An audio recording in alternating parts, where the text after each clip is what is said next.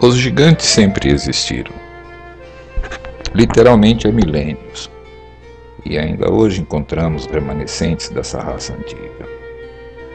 Todos os povos da antiguidade falam sobre eles em suas crônicas ou escrituras. Em todas as tradições, pelo menos um de seus pais era um deus, ou pelo menos era tido como um deus. E eles eram seres excepcionalmente poderosos, muitas vezes com poderes sobrenaturais.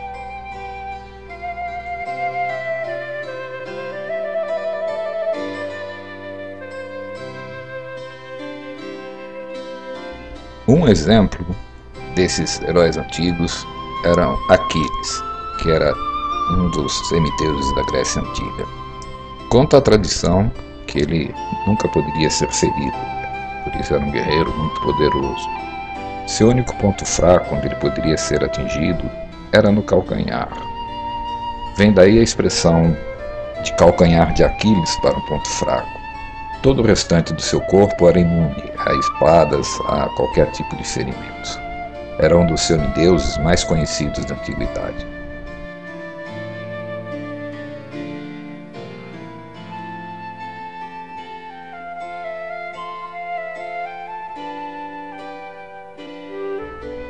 Outro exemplo é Hércules, que também foi um outro semideus muito afamado. Hércules é até hoje símbolo de um homem de extrema força.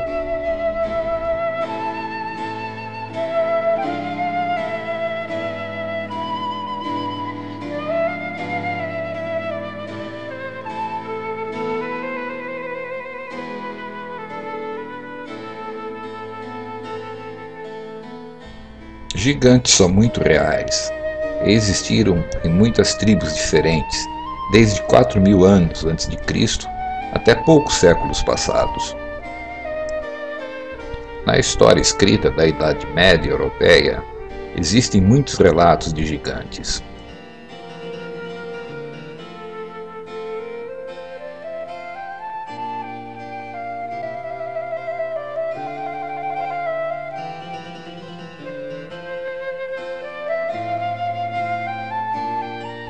Os índios da América do Norte contam que, muito antes deles chegarem lá, já existiam na Terra vários tipos de gigantes, formando diferentes tribos de várias espécies, tamanhos e formatos diferentes.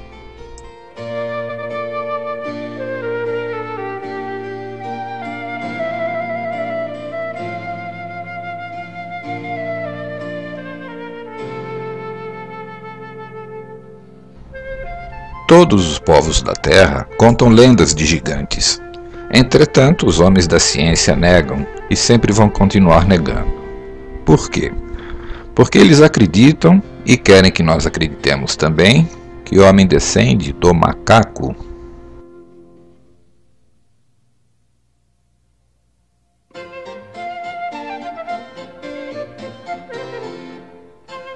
Acontece que, se for confirmada a existência de gigantes, a teoria da evolução deixaria de existir, uma vez que uma espécie humanoide, como os gigantes, não encontram nenhum lugar na árvore evolutiva aceita até hoje.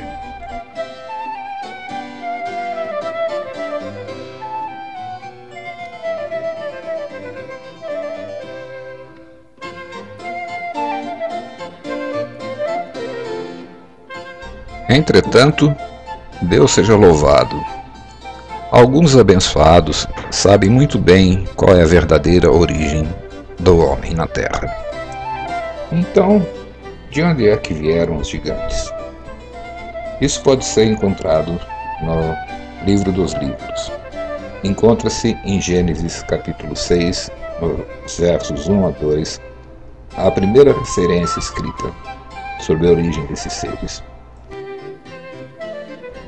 No primeiro livro de Moisés, Gênesis, no capítulo 6, os 2 primeiros versos estão escritos assim: E aconteceu que, como os homens começaram a multiplicar-se sobre a face da terra, elas nasceram filhas, viram os filhos de Deus, que as filhas dos homens eram formosas, e tomaram para si mulheres de todas as que escolheram. Os anjos foram criados diretamente por Deus, e por isso todos eles são chamados de filhos de Deus no Antigo Testamento. Confira em Jó, capítulo 1, versos 6 a 7. Continuando a narrativa do Gênesis, no verso 4 do capítulo 6, aparece a segunda referência, onde a palavra gigantes está explícita. Ele lê assim: havia, naqueles dias, gigantes na terra, e também depois, quando os filhos de Deus entraram as filhas dos homens, e delas geraram filhos.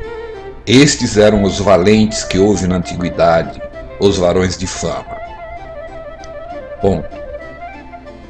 É uma citação muito importante, porque os anjos são os filhos de Deus. Eles existiam muito antes da criação dos homens na Terra. E as consequências dessa união foram terríveis. Os gigantes que são citados são os filhos da união dos anjos com as mulheres da Terra.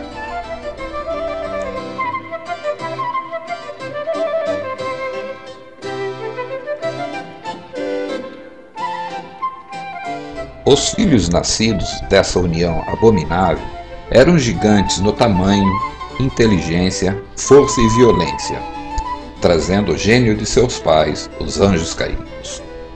São esses os antigos heróis e semideuses da Grécia, Roma e de outros povos antigos. A linguagem em que o Antigo Testamento foi escrito é o hebraico, de onde vem o termo Nefilim. A raiz da palavra hebraica para Nefilim é Nefal e significa queda. Note que o termo Nefilim já é plural.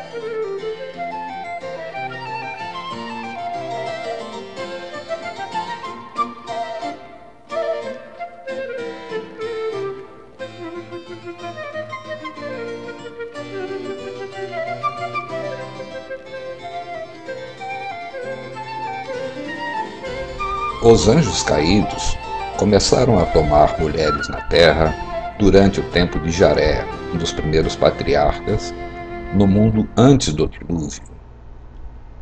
Os filhos híbridos dessa união proibida eram de variados aspectos e tamanhos, e muitos tinham poderes demoníacos. Formaram tribos de diferentes nomes, espalharam-se e corromperam a terra toda, homens, mulheres e animais.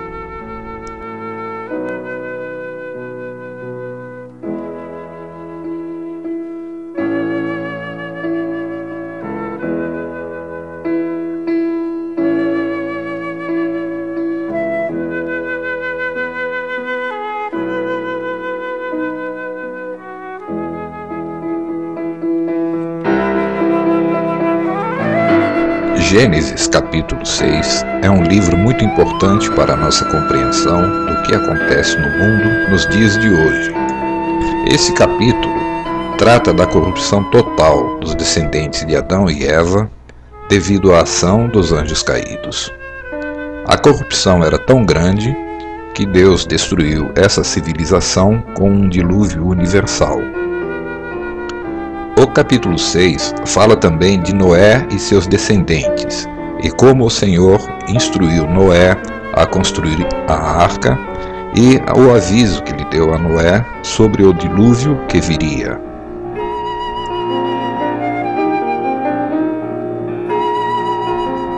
Preste atenção que o verso 4 explica que haveria gigantes também após o dilúvio.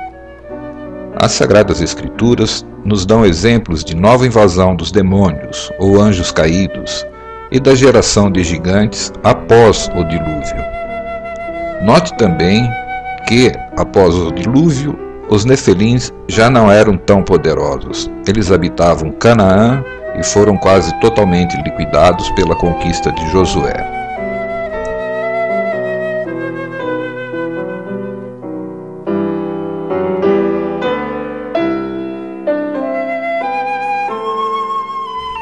O livro Deuteronômio nos dá o relato dos discursos de Moisés e das andanças dos hebreus pelo deserto após a travessia do Mar Vermelho. Nesse livro, Moisés nos relata da batalha de Israel contra o povo de Bazã e Og, seu rei. Após a derrota nessa batalha, a cama do rei Og ficou em exposição em Rabá, e ela media 9 côvados de comprimento, o que equivale a pouco mais de 4 metros.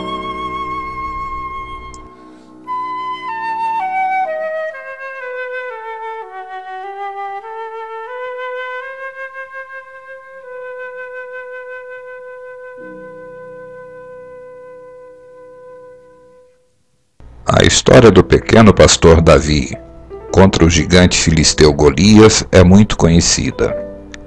A região de onde vinha Golias era Gate, e, em outras passagens da Bíblia, nós somos informados de que é um lugar habitado por gigantes. Josué nos relata também que esse gigante Golias tinha pouco mais de 6 côvados, ou aproximadamente 2 metros e 70 centímetros.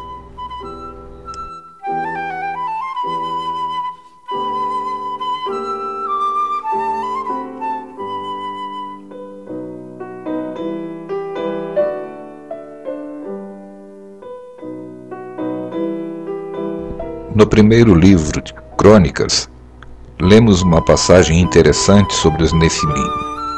Além da grande estatura, outra característica notável era a existência de um dedo a mais nas mãos e nos pés. Esses também eram Nefilim da região de Gate.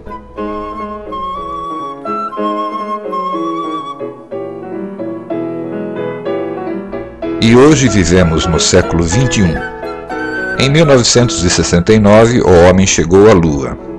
Os computadores evoluíram. Transplante de órgãos como o coração e outros já é rotina. A televisão e telefone via satélite cobre todo o globo. Mas você tem tido notícias de Nefilim?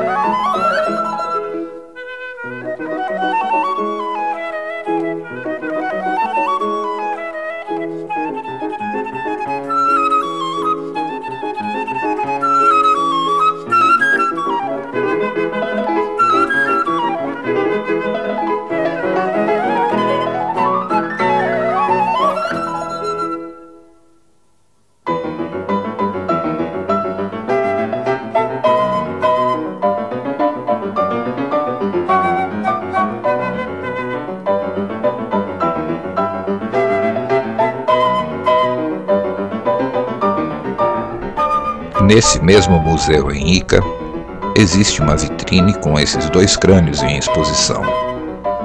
O crânio do lado direito pertence a um indivíduo do povo Inca, de apenas uns 200 anos atrás. Ele tem o tamanho e medidas de um crânio normal muito semelhantes aos nossos. Do lado esquerdo, temos o crânio recuperado de uma múmia da região, escavado há apenas 10 anos atrás. Note o cabelo ruivo, liso e avermelhado, que não existe em nenhum nativo da América do Sul. Veja também como o crânio é muito maior do que um crânio normal. A datação dessa múmia nos dá uma idade de 2000 anos passados.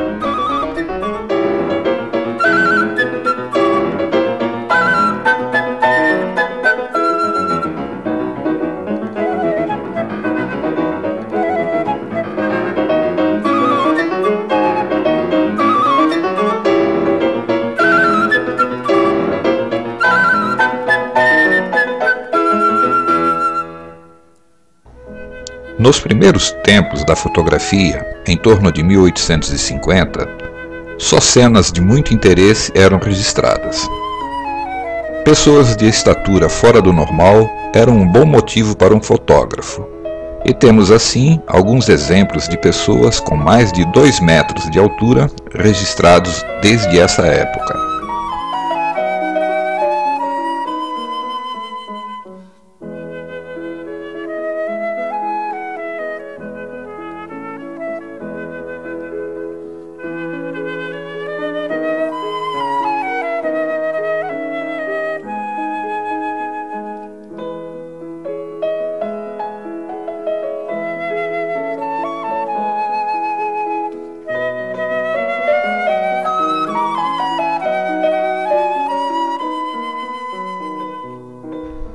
Essas pessoas de altura excepcional podem não ter nenhuma predisposição genética para isso.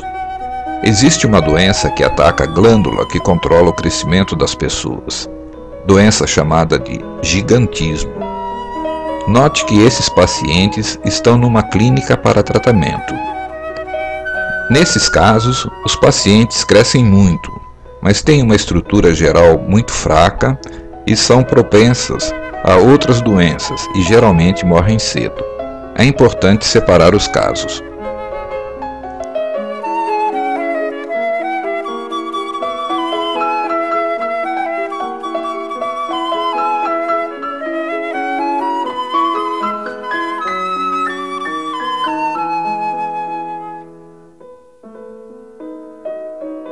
Encostado num vagão de carga na estação ferroviária de Londres, em 1895, foi fotografado os restos fossilizados de um gigante encontrado na Irlanda, em uma escavação feita por um explorador de minério de ferro. O comprimento total do gigante é de 3 metros e 60 centímetros, e ele tem 6 dedos no pé direito.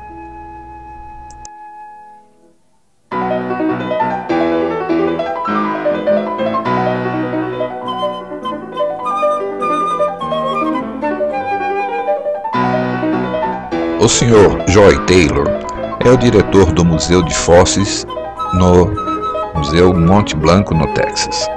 Ele foi comissionado a esculpir anatomicamente e correto em escala um fêmur humano a partir dos restos de um gigante encontrado durante a construção de uma estrada na Turquia, no Vale do Rio Eufrates, em 1950. Pelo tamanho do fêmur, o comprimento total do gigante pode ser calculado em 4 metros e 50 centímetros.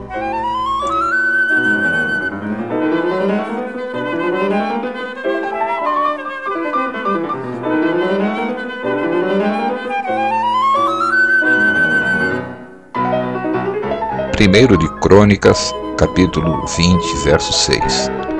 E tornou a haver guerra em Gate. E havia ali um homem de grande estatura, e tinha 24 dedos, 6 em cada mão e 6 em cada pé, e também era da raça de Rafa.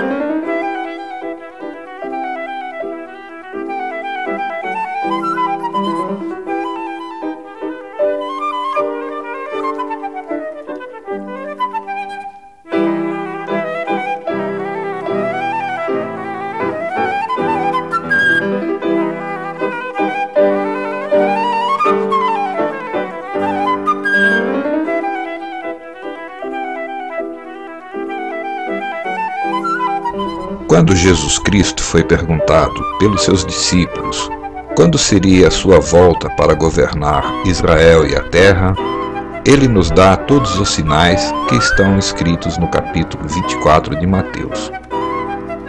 A comparação que ele faz de que as condições do mundo na época de seu retorno com as condições que existiam nos dias de Noé é reveladora. Qual era a característica principal da era de Noé? A característica principal era a época onde houve a invasão dos demônios e a geração dos Nefelim.